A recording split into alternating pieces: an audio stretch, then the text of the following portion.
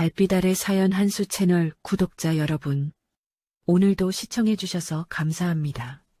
행복하고 즐거운 시간 되시길 바라며 오늘의 사연 시작하겠습니다.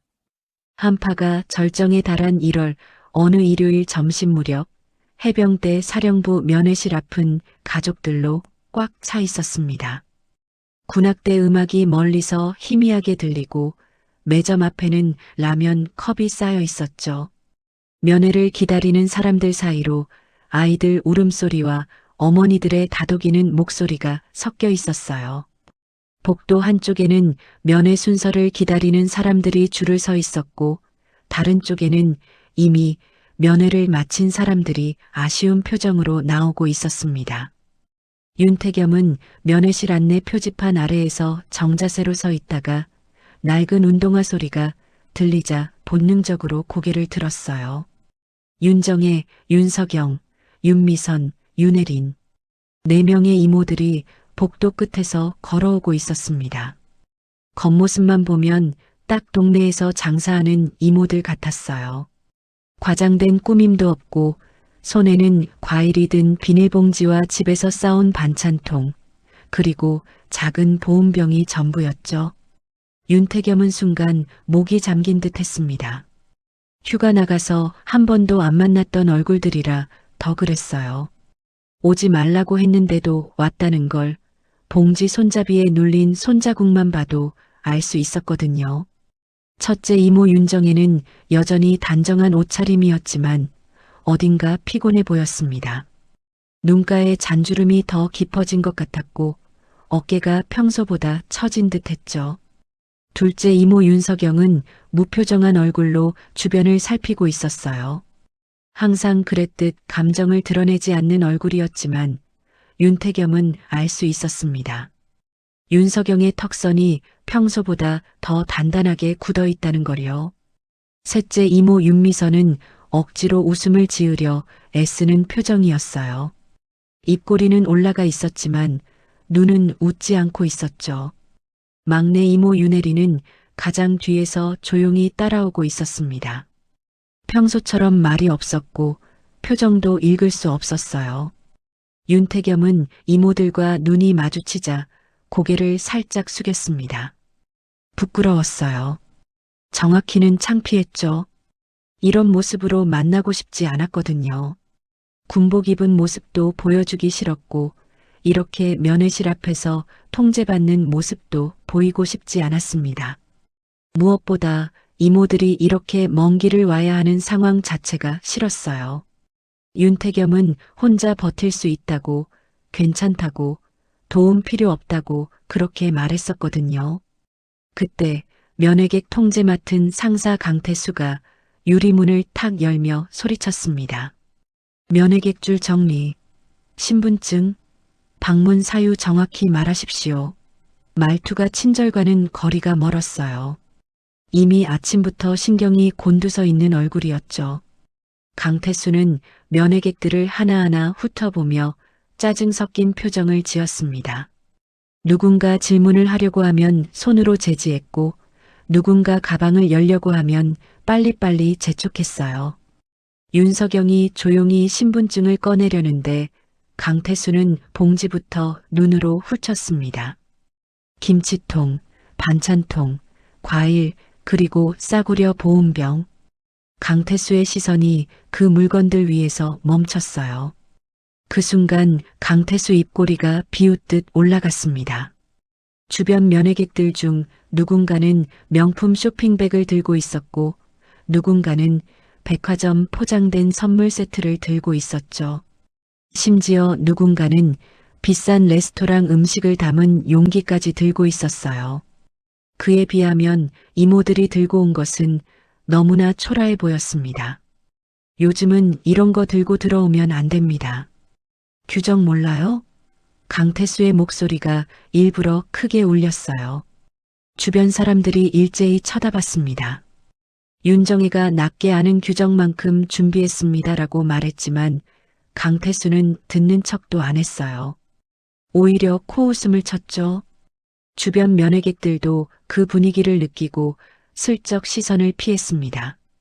누군가는 힐끔힐끔 쳐다보면서도 못 본 척했고 누군가는 아예 고개를 돌렸어요. 어떤 아주머니는 옆 사람에게 뭔가 속삭였고 그 말을 들은 사람이 웃음을 참는 듯한 표정을 지었죠. 강태수는 윤태겸을 쳐다보더니 더 큰 소리로 던졌습니다. 이등병, 너네 집은 어휴. 이런 걸로 면회 와서 티내냐? 그 말이 복도 전체에 울려 퍼졌어요. 윤태겸 얼굴이 새빨개졌습니다. 주변 사람들이 쳐다봤거든요. 귓속말 소리가 들렸어요. 저 집 진짜 가난한가 봐. 요즘 저런 반찬통 들고 오는 사람 있어? 어머, 보온병도 엄청 낡았네. 윤태겸은 숨을 참았습니다. 참아야 했어요. 여기서 뭐라도 하면 이모들이 더 곤란해질 테니까요. 그냥 참고 빨리 면회 끝내고 이모들 돌려보내야 했습니다. 윤미선이 웃으며 분위기를 풀려고 했어요. 상사님, 저희가 좀 촌스럽죠? 그래도 정성은 담았어요. 집에서 직접 만든 거라 맛은 좋을 겁니다. 하지만 그 웃음이 떨리고 있다는 걸 윤태겸은 알 수 있었어요. 윤미선의 손이 비닐봉지 손잡이를 너무 세게 쥐고 있었거든요. 손등에 핏줄이 튀어나올 정도였습니다. 윤태겸은 이모의 손이 미세하게 떨리는 걸 보고 가슴이 내려앉았어요. 그때 강태수가 마지막으로 결정타를 날렸습니다. 그리고 이모요? 이모면 가족 맞긴 한데 어디 친척 증빙 서류 가져왔어요? 요즘 별별 사기꾼 많습니다. 면회 위장에서 들어오는 사람들 많거든요. 그 말에 면회실 앞 공기가 싸늘해졌어요. 윤태겸은 그 말에 숨이 턱 막혔습니다. 가족을 사기꾼 취급하는 말이었으니까요. 이모들이 얼마나 힘들게 시간 내서 여기까지 왔는데 사기꾼이라니요. 윤태겸은 주먹을 꽉 쥐었습니다. 손톱이 손바닥에 파고들 정도로 세게요. 그 순간 막내 이모 윤혜린이 처음으로 입을 열었습니다. 아주 조용히 그러나 이상할 만큼 또렷하게요. 증빙 필요하죠. 그 목소리에는 감정이 없었어요. 차갑지도 따뜻하지도 않은 목소리였습니다. 마치 기계처럼 무감정한 톤이었죠. 윤혜린은 가방에서 무언가를 꺼내기 시작했어요. 신분증이 아니었습니다. 검은색 작은 케이스였죠. 겉면에는 아무 장식도 없었고 열쇠도 없었어요. 윤태겸은 그 케이스를 본 순간 온몸이 얼어붙었습니다. 안 돼. 그거 꺼내면 진짜 끝이야. 윤태겸은 윤혜린을 막고 싶었지만 이미 늦었어요. 윤혜린의 손이 케이스를 열고 있었거든요. 강태수는 윤혜린의 손동작을 보고도 대수롭지 않게 웃었습니다. 뭐야, 무슨 카드 꺼내려고? 신용카드라도 보여줄 건가? 그 한마디가 윤혜린의 눈빛을 더 차갑게 만들었죠. 윤혜린은 대답하지 않았어요. 그냥 조용히 케이스를 열었습니다. 그 안에서 작은 카드 한 장이 나왔어요. 겉보기엔 평범한 신분증처럼 보였지만 강태수가 그걸 보는 순간 표정이 미묘하게 굳었습니다. 그때 면회실 안쪽에서 대위 박준혁이 걸어 나왔어요. 면회객 통제 상황을 힐끔 보더니 윤태겸을 알아보고 얼굴이 굳었습니다. 윤태겸은 요즘 부대에서 조용히 문제를 만드는 신병으로 찍혀 있었거든요.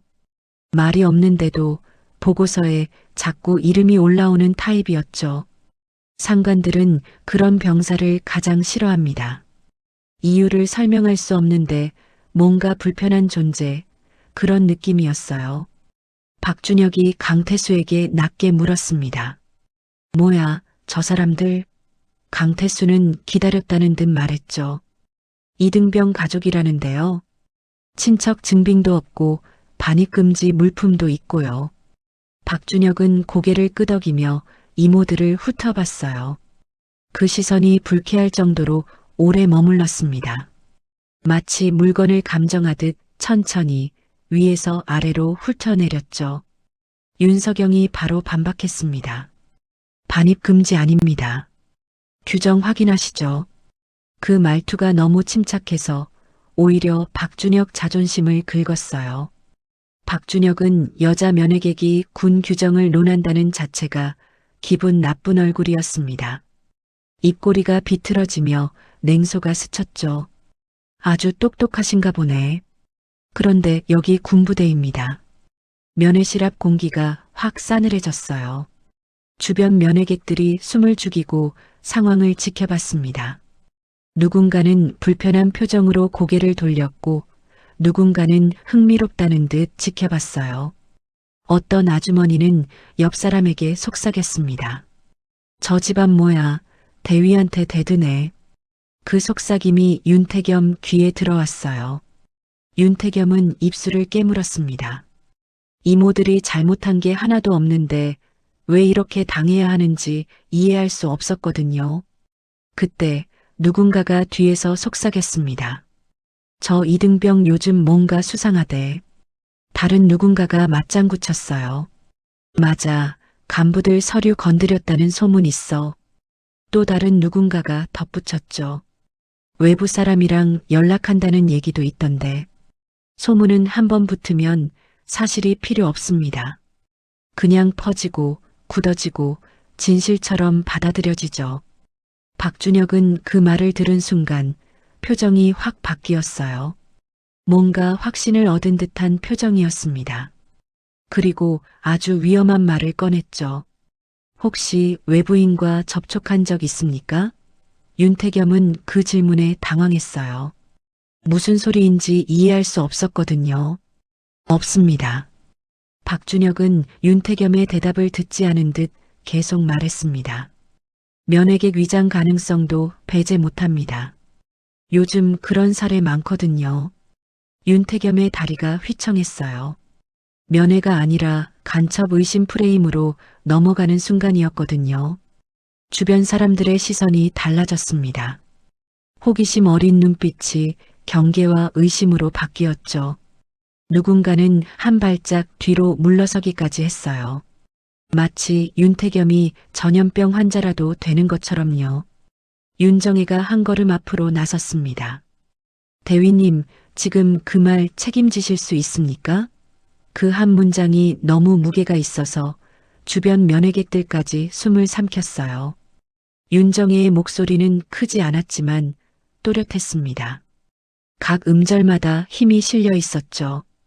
박준혁은 잠시 주춤했지만 곧 다시 자세를 바로잡았어요. 박준혁은 오히려 더 밀어붙였습니다. 그럼 증빙 서류 내세요. 당장. 없으면 출입 불가입니다. 그리고 강태수에게 손짓했죠. 헌병 불러요. 면회 중단. 강태수가 무전기에 손을 뻗었어요. 윤태겸은 그 순간 모든 게 무너지는 기분이었습니다. 이모들이 이렇게까지 당해야 하나. 내가 뭘 잘못했길래. 그 순간 윤혜린이 손에서 작은 검은 케이스를 꺼냈습니다. 겉면에는 아무 장식도 없었고 열쇠도 없었는데 케이스를 열자마자 강태수의 웃음이 사라졌어요. 박준혁의 눈동자가 흔들렸습니다. 그 안에 든 것은 단순한 신분증이 아니었거든요. 현역 장성용 출입 인증과 직통 호출 권한이 적힌 카드였어요. 윤혜린이 아주 짧게 말했습니다. 3초만 기다리세요. 그 말이 끝나자마자 면회실 안 스피커에서 안내방송이 끊기고 바깥 주차장 쪽에서 군용 차량 여러 대가 동시에 급정거하는 소리가 들렸어요. 타이어가 아스팔트를 긁는 소리, 차 문이 거칠게 열리는 소리, 군화 소리가 일제히 울렸습니다. 면회실 안 사람들이 일제히 창문 쪽을 쳐다봤어요. 누군가는 입을 벌린 채 얼어붙었고 누군가는 휴대폰을 꺼내려다 멈췄습니다. 윤태겸은 그 소리를 들으며 가슴이 철렁 내려앉았어요. 이제 진짜로 끝났구나. 박준혁은 여전히 상황 파악을 못하고 있었습니다. 뭐야, 무슨 일이야? 강태수도 당황한 표정으로 창밖을 쳐다봤죠. 윤혜리는 여전히 무표정했습니다. 그 얼굴에는 분노도 만족감도 없었어요. 그냥 해야 할 일을 하는 사람의 얼굴이었죠. 윤태겸은 그 표정을 보며 이상하게도 더 무서웠습니다. 감정이 없는 게 더 무서웠거든요. 면회실 문이 열리기도 전에 헌병소령 최도윤이 뛰어들어왔습니다. 헬멧도 제대로 못 쓴 채 숨이 거칠게 차 있었죠. 최도윤의 군화 소리가 복도 전체에 울렸어요. 뒤따라 헌병 4명이 일제히 들어섰습니다. 모두 표정이 굳어 있었고 손에는 무전기를 쥐고 있었어요. 최도윤은 윤혜린을 보자마자 자세를 바로 잡았습니다. 경례는 하지 않았지만 그 자세만으로도 충분했죠. 윤태겸은 그때 처음 깨달았어요. 막내 이모가 꺼낸 건 신분증이 아니라 현역 장성용 출입 인증과 직통 호출 권한이었습니다. 현장에서 보는 순간 설명이 필요 없는 물건이죠. 그 카드를 가진 사람은 언제든지 부대 전체를 멈출 수 있는 권한이 있었어요. 윤태겸은 다리에 힘이 풀리는 걸 느꼈습니다. 이모가 이런 위치에 있는 사람이었다는 걸 알면서도 실감하지 못했었거든요. 최도윤은 박준혁과 강태수를 쳐다보지도 않고 보고했습니다. 현장 통제 들어갑니다. 면회실 전원 정지, 이동 금지. 그 말이 떨어지자마자 면회실 안쪽 문이 닫혔어요. 헌병 2명이 문 앞을 지켰고 나머지 2명은 복도 양쪽 끝을 막았습니다. 순간 면회실 전체가 얼어붙었어요. 아이 울음소리마저 뚝 끊겼죠. 어떤 어머니는 아이 입을 막았고 어떤 아버지는 가방을 꼭 안았습니다. 박준혁이 말했어요. 소령, 여긴 내가. 최도윤이 단호하게 끊었습니다. 지금부터는 아닙니다. 그 한마디에 박준혁의 얼굴이 새하얗게 변했어요.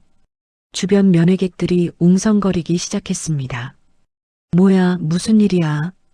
저 대위 뭔가 잘못한 거 아니야? 저 이등병 진짜 간첩이었나? 소문은 이미 다른 방향으로 흐르기 시작했죠. 윤혜리는 윤태겸을 보지 않았습니다. 윤태겸이 울컥할까봐 일부러 시선을 피하는 듯 했죠.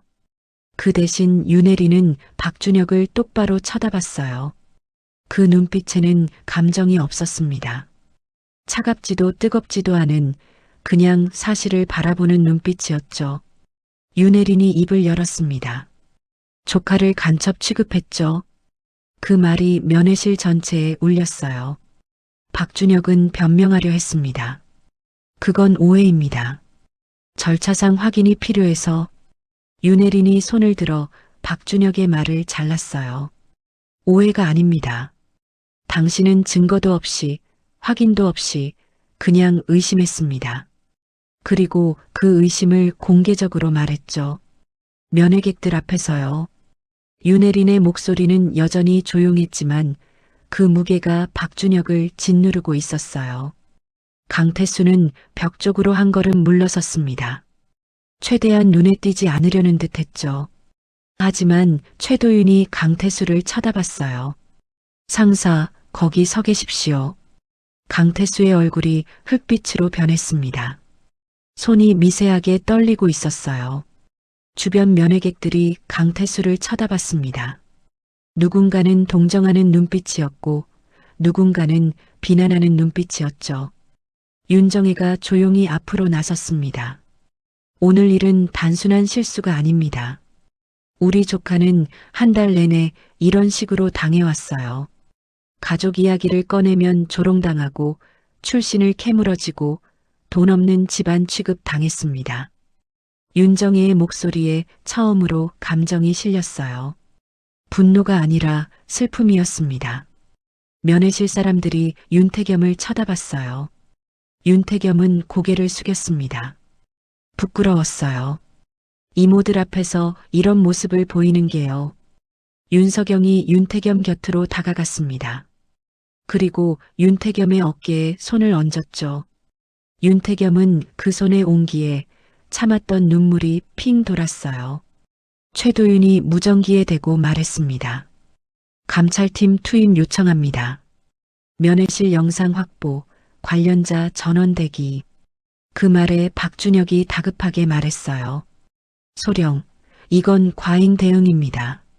최도윤은 박준혁을 쳐다보지도 않았어요. 과잉인지 아닌지는 감찰팀이 판단할 겁니다. 윤미선이 윤태겸에게 다가가 물었습니다. 태겸아, 괜찮아? 윤태겸은 대답할 수 없었어요. 목이 메어서 소리가 나오지 않았거든요. 윤미선은 윤태겸의 손을 잡았습니다. 손이 차갑게 식어 있었죠. 윤미선이 윤태겸의 손을 자기 손으로 감싸쥐었어요. 괜찮아. 이제 괜찮아. 면회실 밖에서 또 다른 차량이 도착하는 소리가 들렸습니다. 이번엔 감찰팀이었어요. 검은색 승용차 2대가 멈춰 섰고 정복 입은 장교 3명이 내렸습니다. 그중 한 명은 중령이었죠. 면회실 안 분위기가 더욱 무거워졌어요. 이제 이건 단순한 면회실 다툼이 아니라 공식적인 사건이 된 겁니다. 박준혁은 이제 변명도 하지 못했습니다. 그냥 자리에 서 있을 뿐이었죠. 강태수는 벽에 기댄 채 고개를 숙이고 있었어요. 주변 면회객들은 이 상황을 어떻게 받아들여야 할지 몰라 당황스러운 표정이었습니다. 처음엔 구경거리였던 게 이제는 심각한 사건이 되어버렸으니까요. 윤혜린이 마지막으로 말했습니다. 조카가 왜 말을 안 했는지 아십니까? 혼자 버틸 수 있다고 생각했기 때문입니다. 가족에게 피해 주기 싫어서였죠. 그런 애를 간첩 취급했습니다. 그 말에 면회실 안이 완전히 조용해졌어요. 누구도 숨소리조차 내지 않았습니다. 부대 감찰팀이 도착하고 면회실 앞 복도는 임시 상황실이 됐습니다. 중령이 이끄는 감찰팀은 신속하게 움직였어요. 한 명은 면회실 내부 영상 장비를 확인했고 한 명은 관련자 명단을 작성했으며 나머지 한 명은 증언 청취 준비를 시작했죠. 강태수는 여전히 규정대로 했다를 반복했지만 감찰관은 조용히 영상부터 확보했습니다. 면회실 출입구에는 고화질 촬영 장비가 있었고 대화 음성까지 선명하게 녹음되고 있었어요. 감찰관 중 한 명이 노트북을 열어 영상을 재생했습니다. 스피커에서 강태수의 목소리가 흘러나왔죠. 요즘은 이런 거 들고 들어오면 안 됩니다. 규정 몰라요? 이어서 박준혁의 목소리도 들렸어요. 외부인과 접촉한 적 있습니까? 면회객 위장 가능성도 배제 못합니다. 박준혁의 얼굴이 점점 창백해졌습니다. 영상은 거짓말을 하지 않았거든요. 자신이 한 말, 자신이 지은 표정, 자신이 던진 시선까지 모두 그대로 담겨 있었어요. 강태수도 마찬가지였죠. 이모들을 훑어보던 그 비웃는 표정, 반찬통을 보며 코웃음 치던 순간까지 모두 녹화되어 있었습니다. 윤정혜가 처음으로 나섰습니다. 그 목소리는 부드럽지만 내용은 칼날 같았어요. 오늘 조롱은 사과로 끝낼 문제가 아닙니다. 윤태겸이 왜 말을 안 하는지 여러분이 만든 겁니다. 감찰관이 고개를 들어 윤정혜를 쳐다봤어요. 구체적으로 말씀해 주시겠습니까? 윤정혜는 준비해 온 듯 차분하게 설명하기 시작했습니다. 알고 보니 윤태겸은 최근 한 달 동안 반복적으로 가족 이야기를 꺼내며 조롱당하고 출신을 캐묻고 돈 없는 집안 취급을 당해왔어요. 생활관에서는 누군가 윤태겸의 사물함을 뒤지며 돈이 얼마나 있나 확인했고 식사 시간에는 반찬을 더 달라고 하면 거지 취급을 받았죠. 훈련 중에는 장비가 낡았다고 놀림을 받았고 쉬는 시간에는 휴대폰도 제대로 못 산다는 말을 들었습니다. 면회실 사건은 그 축적된 폭력의 폭발이었죠. 오늘이 처음이 아니었던 겁니다. 윤태겸은 그 모든 걸 혼자 삼키고 있었어요. 가족에게 말하면 걱정할까봐, 이모들에게 패 끼칠까봐 그냥 참았던 겁니다. 감찰관이 윤태겸을 쳐다봤어요. 이등병, 사실입니까? 윤태겸은 고개를 끄덕였습니다. 말로는 대답할 수 없었어요. 더 충격적인 건 박준혁이 윤태겸을 수상자로 찍어 상급부대 보고서에 외부 연계 가능성 같은 문구를 슬쩍 넣어왔다는 사실이었습니다. 감찰관이 노트북 화면을 돌려 보여줬어요. 거기에는 윤태겸의 이름과 함께 주의 요망, 외부 접촉 의심, 추가 관찰 필요 같은 문구들이 적혀 있었죠.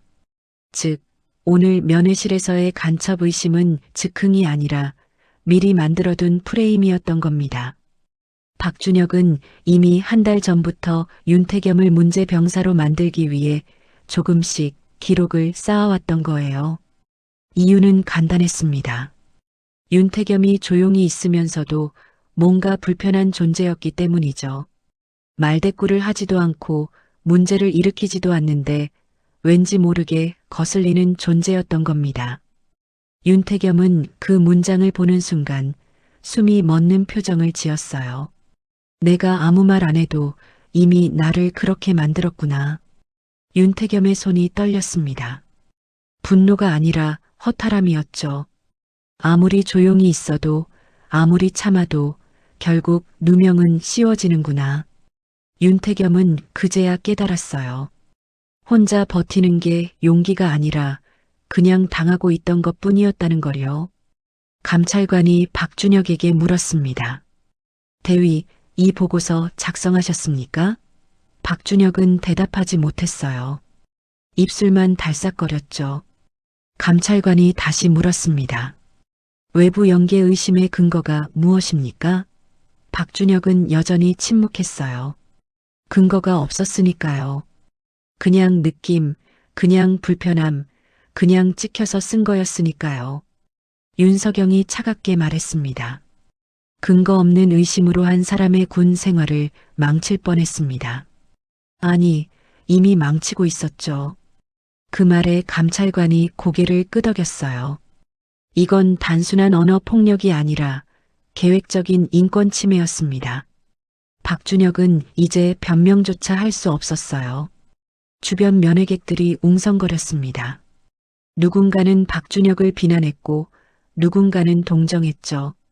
하지만 대부분은 윤태겸을 쳐다봤어요. 불쌍하다는 눈빛, 미안하다는 눈빛, 그리고 부끄럽다는 눈빛이었습니다. 자신들도 그 조롱을 구경만 했었으니까요. 강태수는 벽에 기댄 채 고개를 들지 못했습니다. 자신이 한 말들이 얼마나 큰 상처가 됐는지 이제야 깨닫는 얼굴이었어요. 하지만 이미 늦었습니다. 한 번 던진 말은 주워 담을 수 없었거든요. 윤미선이 윤태겸의 손을 꽉 잡았습니다. 태겸아, 이제 괜찮아. 더 이상 혼자 아니야. 윤태겸은 고개를 끄덕였지만 눈물이 흘러내렸어요. 괜찮다는 말이 오히려 더 눈물을 터뜨렸습니다. 윤혜리는 여전히 무표정했지만 윤태겸의 떨리는 어깨를 보며 눈을 감았어요. 감찰관이 마지막으로 말했습니다. 이 사건은 공식 접수합니다. 관련자 전원 조사 대상이며 추가 피해자가 있는지도 확인하겠습니다. 그 말에 박준혁과 강태수의 얼굴이 완전히 무너졌어요. 이제 이건 개인적인 문제가 아니라 부대 전체의 문제가 된 겁니다. 상황이 정리되는 듯 했지만 박준혁은 코너에 몰리자 오히려 공격적으로 나왔습니다. 가족이 장성이라 이 부대를 뒤집겠다는 겁니까? 그 말은 면회실 사람들에게 통쾌함보다 공포로 번졌어요. 진짜로 권력으로 눌러버리나? 누군가는 고개를 끄덕이며 박준혁에게 동조하는 듯했고 누군가는 불편한 표정으로 고개를 돌렸습니다. 박준혁의 목소리가 점점 커졌어요. 저는 규정대로 했습니다. 면회객 신원 확인은 제 의무입니다. 의심스러운 정황이 있으면 확인하는 게 당연하죠. 그게 제 책임입니다. 박준혁은 마치 자신이 피해자인 것처럼 말했어요. 주변 면회객 중 몇몇이 고개를 끄덕였습니다. 그래, 군대에서 확인하는 건 당연하지. 뭐가 문제야? 감찰관이 박준혁을 쳐다봤습니다. 대위, 의심스러운 정황이 구체적으로 무엇이었습니까? 박준혁은 잠시 말을 멈췄어요. 그리고 빠르게 대답했죠. 이등병의 평소 행동이 수상했습니다. 말이 없고 혼자 있는 시간이 많았고 면회도 거부했습니다.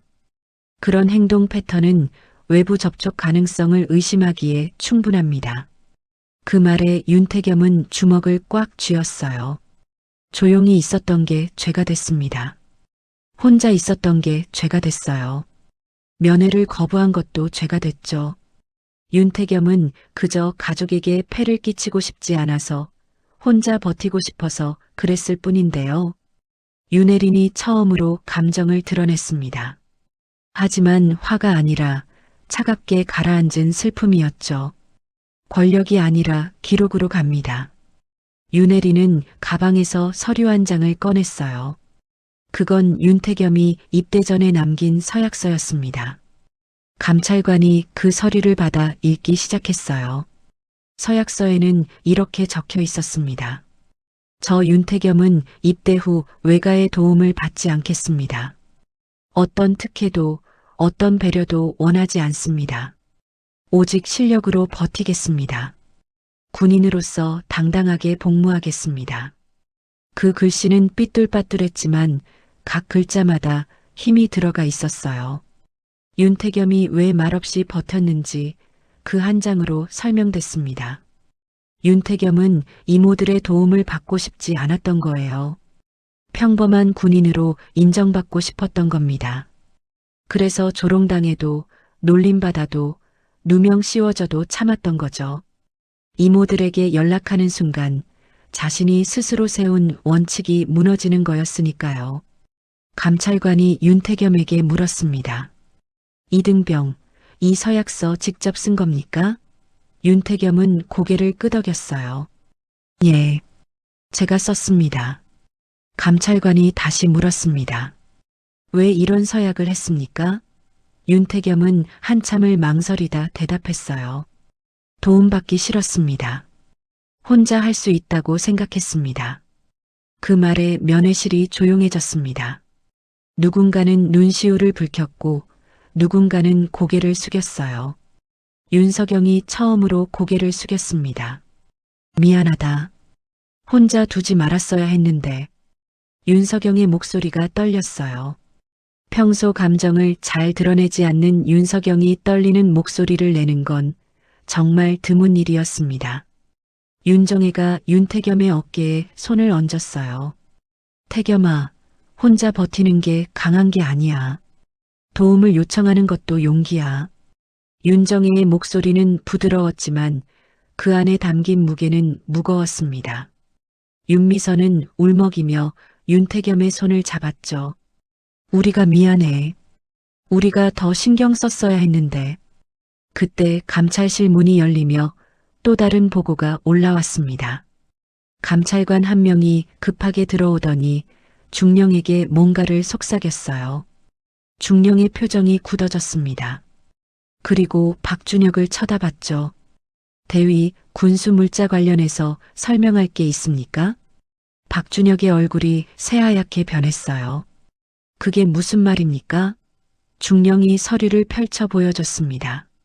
지난 3개월간 군수 물자, 장부에 누락된 항목들이 있습니다.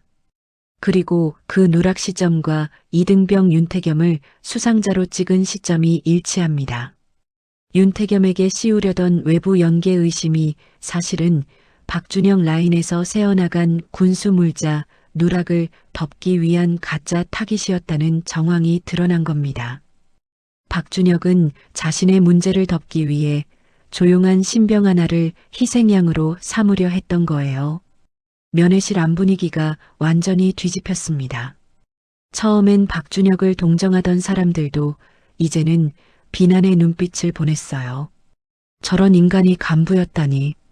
저 이등병 얼마나 억울했겠어. 소문은 빠르게 퍼져나갔습니다.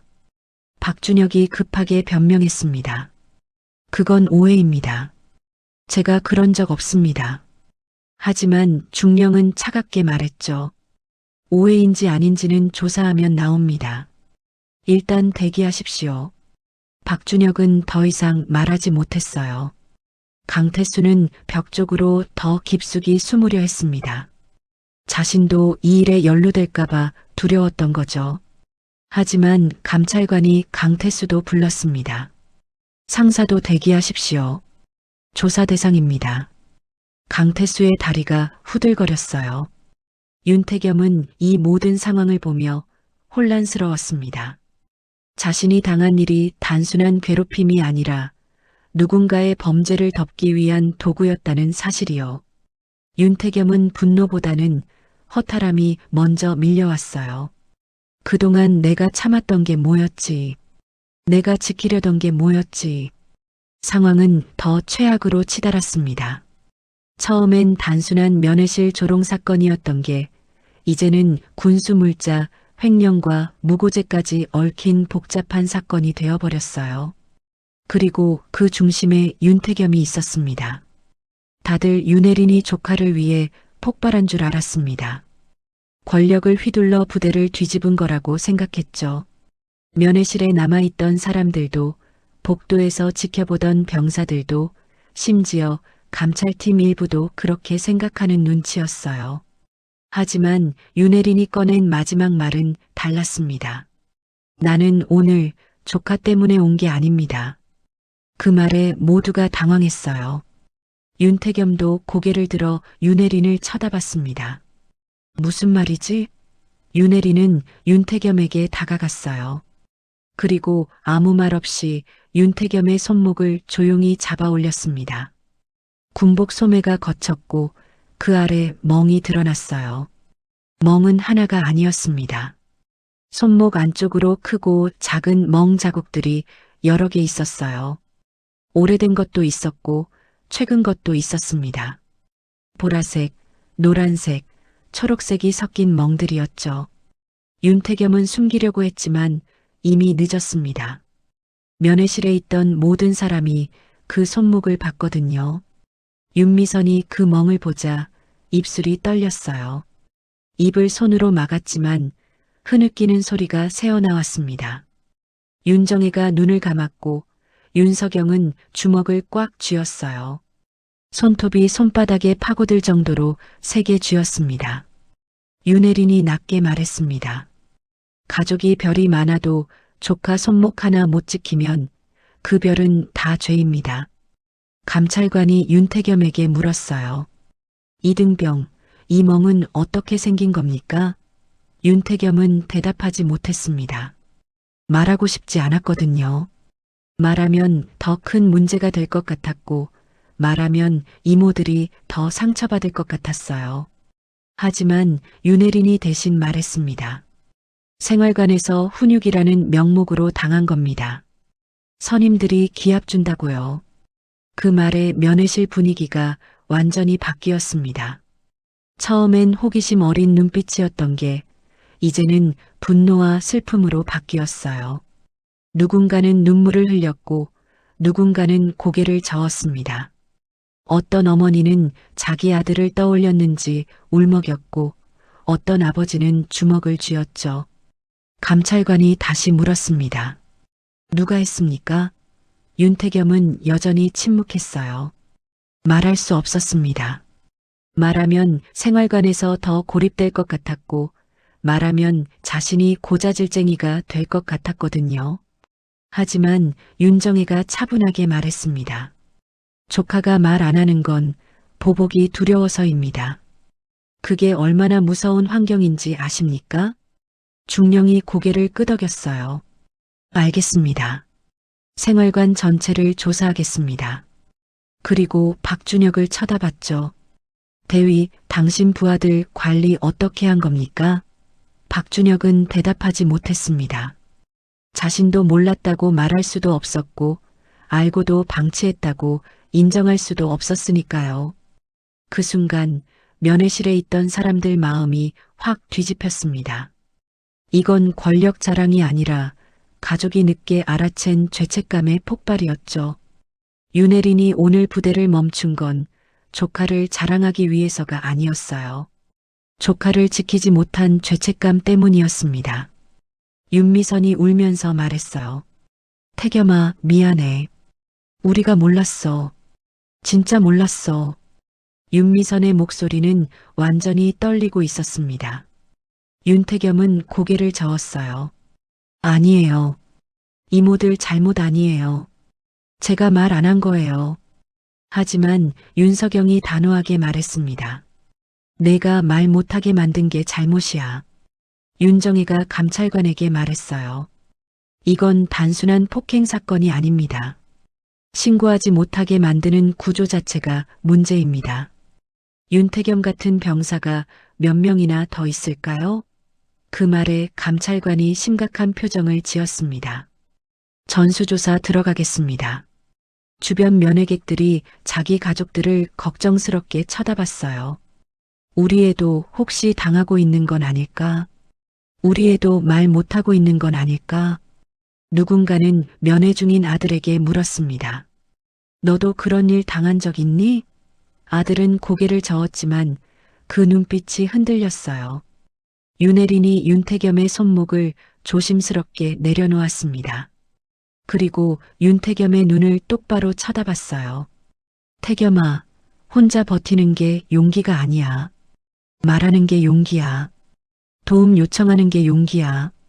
윤혜린의 목소리는 여전히 조용했지만 그 안에 담긴 감정은 무거웠습니다. 윤태겸은 그 말을 듣고 처음으로 눈물을 터뜨렸어요. 참았던 모든 게 한꺼번에 쏟아져 나왔습니다. 억울했던 것, 외로웠던 것, 무서웠던 것, 참았던 것들이 눈물로 흘러나왔어요. 윤미선이 윤태겸을 안았습니다. 괜찮아. 이제 괜찮아. 울어도 돼. 감찰관이 박준혁에게 마지막으로 물었습니다. 대위, 부하 관리 실패에 대해 할 말이 있습니까? 박준혁은 입을 열었지만 소리가 나오지 않았어요. 변명할 말이 없었습니다. 자신이 관리 책임자였고, 자신이 방치했고, 자신이 오히려 피해자를 가해자로 만들려 했으니까요. 강태수는 벽에 기댄 채 완전히 무너져 있었습니다. 자신이 면회실에서 했던 조롱이 얼마나 큰 상처 위에 소금을 뿌린 행동이었는지 이제야 깨달았어요. 하지만 이미 늦었습니다. 한 번 던진 말은 주워 담을 수 없었고 한 번 준 상처는 지울 수 없었으니까요. 윤정희가 감찰관에게 말했습니다. 우리는 처벌을 원하는 게 아닙니다. 재발 방지를 원합니다. 윤태겸 같은 병사가 더 이상 나오지 않기를 바랍니다. 그 말에 감찰관이 고개를 끄덕였어요. 알겠습니다. 시스템 개선까지 검토하겠습니다. 면회실 밖에서 해가 기울기 시작했습니다. 오후 햇살이 창문으로 들어와 바닥을 비췄어요. 윤태겸은 이모들에게 둘러싸여 있었고 처음으로 안전하다는 느낌을 받았습니다. 혼자가 아니라는 걸 이제야 실감했어요. 윤혜린은 감찰팀에게 지시했습니다. 강태수와 박준혁을 공개 망신으로 끝내지 마십시오. 모두 의아했죠. 이쯤이면 사이다로 박살내는 게 보통이니까요. 면회실에 남아있던 사람들도 고개를 갸우뚱했어요. 저 정도면 군 생활 끝장내도 되는데 왜 저러지? 누군가는 속으로 아쉬워하기까지 했습니다. 감찰관도 잠시 멈칫했습니다. 어떻게 처리하길 원하십니까? 윤혜린은 차분하게 설명했어요. 공개 망신은 일시적인 만족만 줍니다. 그들이 진짜 반성하는 게 아니라 그냥 망신당했다는 피해의식만 가지게 되죠. 그럼 아무것도 바뀌지 않습니다. 윤혜린은 대신 윤태겸이 겪은 모든 조롱과 누명을 부대 인권침해 사건으로 공식 접수하게 했습니다. 단순한 개인 간 다툼이 아니라 구조적 문제로 기록되는 겁니다. 감찰관이 서류를 작성하기 시작했어요. 사건 개요, 피해 내용, 관련자 진술, 증거 자료까지 모두 정리됐습니다. 그리고 윤혜린은 면회실 전체 면회객들 앞에서 박준혁이 직접 간첩 의심 발언을 철회하게 만들었습니다. 박준혁은 입이 바짝 말라서 말이 제대로 나오지 않았어요. 목구멍에서 헛기침만 나왔고 손이 떨렸습니다. 중령이 차갑게 말했죠. 대위, 명확하게 말하십시오. 박준혁이 떨리는 목소리로 말했습니다. 제가 이등병 윤태겸에게 외부 연계 의심을 제기한 것은 근거 없는 발언이었습니다. 철회합니다. 그 말이 면회실 전체에 울렸어요. 침묵이 흘렀습니다. 누구도 움직이지 않았고 누구도 말하지 않았어요. 윤혜린이 다시 말했습니다. 사과가 아니라 철회입니다. 사과는 개인적인 감정이지만 철회는 공식 기록에 남습니다. 그 차이를 아십니까? 감찰관이 고개를 끄덕이며 기록했어요. 대위 박준혁 외부 연계 의심 발언 공식 철회. 날짜와 시간, 장소까지 모두 기록됐습니다. 강태수도 똑같았습니다. 면회실 앞에서 윤태겸 가족을 사기꾼 취급한 발언을 철회해야 했어요. 강태수는 떨리는 목소리로 말했습니다. 제가 면회객 신원을 의심하며 부적절한 발언을 한 것을 철회합니다. 그 목소리는 거의 들리지 않을 정도로 작았지만 감찰관은 또박또박 기록했습니다. 주변 면회객들이 이 광경을 지켜봤어요. 처음엔 통쾌하다고 생각했던 사람들도 점점 불편해지기 시작했습니다. 이건 복수가 아니었어요. 정의였습니다. 복수는 감정을 시원하게 만들지만 정의는 마음을 무겁게 만들거든요. 윤혜린은 마지막으로 요구했습니다. 윤태겸 이등병의 평가 기록에서 수상자 관련 내용을 모두 삭제하십시오. 그리고 재평가를 진행하십시오. 중령이 고개를 끄덕였어요. 그렇게 하겠습니다. 박준혁은 아무 말도 하지 못했습니다. 자신이 쌓아온 모든 기록이 무너지는 순간이었으니까요. 그런데도 윤태겸은 끝까지 고개를 숙였습니다. 저 패 끼치기 싫습니다. 그 말이 오히려 면회객들의 가슴을 치고 들어왔어요. 저렇게 착한 애를 우리가 그냥 구경만 했구나. 누군가는 부끄러워서 고개를 숙였고 누군가는 미안해서 눈을 감았습니다. 한 어머니가 자기 아들에게 속삭였어요. 너도 힘들면 꼭 말해야 한다. 알겠지? 아들은 고개를 끄덕였습니다. 다른 아버지는 면회 중인 아들의 손을 꽉 잡았어요. 말없이 잡았지만 그 손에 담긴 의미를 아들은 알 수 있었습니다. 윤미선이 윤태겸에게 말했습니다. 태겸아, 패 끼치는 게 아니야. 가족이니까 당연한 거야. 윤태겸은 고개를 저었어요. 하지만 윤석영이 단호하게 말했죠. 가족한테 패 끼칠 권리도 있어. 그게 가족이야. 감찰관이 마지막으로 확인했습니다. 추가로 요구사항 있으십니까? 윤혜린은 고개를 저었어요. 없습니다. 다만 이 사건이 제대로 처리되는지 지켜보겠습니다. 그 말에 감찰관이 긴장한 표정을 지었습니다. 윤혜린이 지켜본다는 건 부대 전체가 감시받는다는 의미였으니까요. 박준혁과 강태수는 면회실 구석에 서 있었습니다.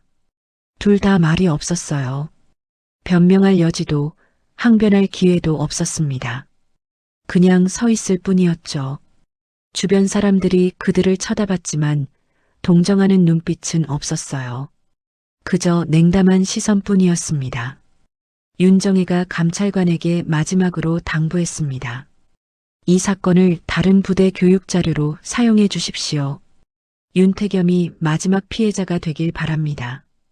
감찰관이 고개를 숙였어요. 명심하겠습니다. 면회실 밖에서 석양이 완전히 지고 있었습니다. 오렌지빛 하늘이 점점 어두워지고 가로등이 하나둘 켜지기 시작했어요. 윤태겸은 창밖을 바라보며 생각했습니다. 오늘이 끝나면 내일은 어떻게 될까? 생활관으로 돌아가면 선임들이 날 어떻게 볼까? 윤혜린이 윤태겸의 생각을 읽은 듯 말했습니다. 걱정하지 마. 내가 돌아갈 때까지 모든 게 정리될 거야. 윤태겸은 고개를 끄덕였지만 여전히 불안했어요. 정리된다는 게 뭘 의미하는지 정확히 알 수 없었거든요. 감찰관이 서류를 정리하며 말했습니다. 오늘 조사는 여기까지입니다. 추가 조사는 내일부터 진행하겠습니다. 관련자 전원은 대기 명령입니다. 박준혁과 강태수가 고개를 숙였어요. 이제 시작일 뿐이라는 걸 둘 다 알고 있었습니다. 면회객들이 하나둘 자리를 떠나기 시작했습니다. 누군가는 윤태겸을 쳐다보며 고개를 끄덕였고 누군가는 이모들에게 눈인사를 했어요. 말없는 위로와 응원이었습니다. 윤태겸은 그 시선들을 받으며 처음으로 혼자가 아니라는 걸 느꼈습니다. 사건이 정리된 뒤 면회실 뒷마당 벤치에서 윤태겸은 이모들에게 처음으로 솔직히 말했습니다. 저는 그냥 평범한 군인이고 싶었습니다. 그 목소리는 떨리고 있었어요. 윤태겸은 벤치에 앉아 고개를 숙인 채 말을 이었습니다. 특별한 조카로 보이기 싫었어요. 이모들 덕분에 살아가는 애로 보이기도 싫었고요. 그냥 윤태겸으로 인정받고 싶었습니다. 윤혜리는 한참을 침묵했습니다. 저녁 바람이 불어왔고 멀리서 군악대 연습 소리가 희미하게 들렸어요. 윤혜리는 하늘을 올려다봤습니다. 별이 하나둘 떠오르고 있었죠. 윤혜린이 천천히 입을 열었어요. 나도 그랬어. 처음 군에 들어갔을 때 윤태겸이 고개를 들어 윤혜린을 쳐다봤습니다. 윤혜린은 여전히 하늘을 보고 있었어요. 가족 배경 숨기고 싶었어. 실력으로만 인정받고 싶었지. 그래서 아무한테도 말 안 했어. 참았어. 혼자 버텼어. 윤혜린의 목소리가 조금 떨렸습니다. 그런데 알았어. 혼자 버티는 건 강한 게 아니라 그냥 외로운 거더라. 윤정혜가 윤태겸 옆에 앉았습니다. 태겸아, 평범해지고 싶다는 건 이해해. 하지만 평범이 뭔지 알아? 평범은 도움 안 받는 게 아니야. 평범은 힘들 때 힘들다고 말할 수 있는 거야. 윤정혜가 윤태겸의 어깨에 손을 얹었어요. 넌 이미 충분히 강했어. 이제 기댈 줄도 알아야 해. 윤석영이 벤치 옆에 서서 말했습니다. 우리가 별이 많은 게 내 짐이 되게 하고 싶지 않았어. 그래서 거리를 뒀어. 그게 너한테 좋은 거라고 생각했지. 윤석영이 주먹을 쥐었어요. 근데 틀렸어. 우리가 거리를 둔 게 아니라 널 혼자 두고 도망친 거였어. 윤미선은 눈물을 닦으며 말했습니다. 태겸아, 미안해. 내가 강한 척하는 걸 보고 진짜 강한 줄 알았어. 내가 괜찮다고 하면 정말 괜찮은 줄 알았지. 윤미선이 윤태겸의 손을 잡았어요. 근데 내 손목 보고 알았어. 내가 얼마나 아팠는지. 윤태겸은 더 이상 참을 수 없었습니다. 눈물이 주르륵 흘러내렸어요. 저는 이모들한테 짐이 되기 싫었어요. 이모들 때문에 특별 대우 받는다는 소리 듣기 싫었고요. 윤태겸이 손으로 얼굴을 가렸습니다. 그래서 참았어요. 아프다고 말하면 약해 보일까봐, 도움 청하면 한심해 보일까봐. 윤혜린이 윤태겸 앞에 무릎을 꿇고 앉았습니다. 그리고 윤태겸의 손을 잡아내렸어요. 태겸아, 나 좀 봐. 윤태겸이 눈물 범벅인 얼굴로 윤혜린을 쳐다봤습니다. 윤혜린이 처음으로 미소를 지었어요. 약한 게 아니야. 솔직한 거야. 도움 청하는 게 한심한 게 아니야. 용기야. 윤정혜가 가방에서 작은 보온병을 꺼냈습니다. 그리고 뚜껑을 열었어요. 따뜻한 미역국 냄새가 났습니다. 윤태겸이 그 냄새를 맡는 순간 눈물이 더 쏟아졌어요. 군대에서 제일 참기 힘든 게 그 집 냄새거든요. 윤정혜가 종이컵에 미역국을 따라 윤태겸에게 건넸습니다. 먹어. 식기 전에. 윤태겸은 떨리는 손으로 종이컵을 받았습니다. 한 모금 마시자 눈물이 멈추지 않았어요. 맛있었습니다. 아니, 맛있다는 표현으로는 부족했어요. 그냥 집이었습니다. 가족이었습니다. 윤태겸은 종이컵을 들고 흐느꼈어요. 윤미선이 윤태겸 등을 쓰다듬었습니다. 울어. 실컷 울어. 윤석영이 말했습니다. 태겸아, 평범해지고 싶으면 더 강해져야 해. 그리고 강해지는 건 혼자 버티는 게 아니야. 윤석영이 윤태겸을 쳐다봤어요. 강해지는 건 도움을 받을 줄 알고, 기댈 줄 알고, 말할 줄 아는 거야. 윤혜린이 마지막으로 말했습니다. 그리고 기억해. 우리가 별이 많은 건 너를 지키기 위해서야. 자랑하려고 단 별이 아니야. 윤혜린이 윤태겸의 손목을 조심스럽게 만졌어요. 이 멍이 다시는 생기지 않게 하려고 단 별이야. 윤태겸은 미역국을 다 마시고 종이컵을 내려놓았습니다. 그리고 처음으로 이모들을 똑바로 쳐다봤어요. 고맙습니다. 그 말이 전부였지만 그 안에 담긴 의미는 무거웠습니다. 윤정혜가 윤태겸의 머리를 쓰다듬었어요. 우리가 고마워. 말해줘서. 벤치 위로 별이 가득 떠올랐습니다. 밤하늘의 별들이 반짝이고 있었어요. 윤태겸은 그 별들을 보며 생각했습니다. 이모들의 별도 저렇게 빛나는 거겠지. 누군가를 억누르려고 빛나는 게 아니라 누군가를 지키려고 빛나는 거겠지. 윤미선이 웃으며 말했습니다. 태겸아, 다음 면회 때는 뭐 먹고 싶어? 윤태겸이 처음으로 웃었어요. 미역국이요. 윤정혜가 웃으며 말했죠.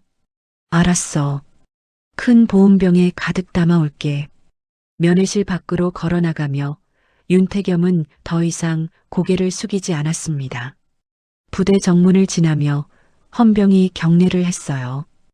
윤태겸도 바르게 경례를 받았습니다. 그 경례에는 이제 떳떳함이 담겨 있었어요. 별이 많아서 부대가 박살난 게 아니라 한 이등병의 존엄이 박살나 있었기 때문에 그 별들이 움직였다는 걸 모두가 알게 된 날이었습니다.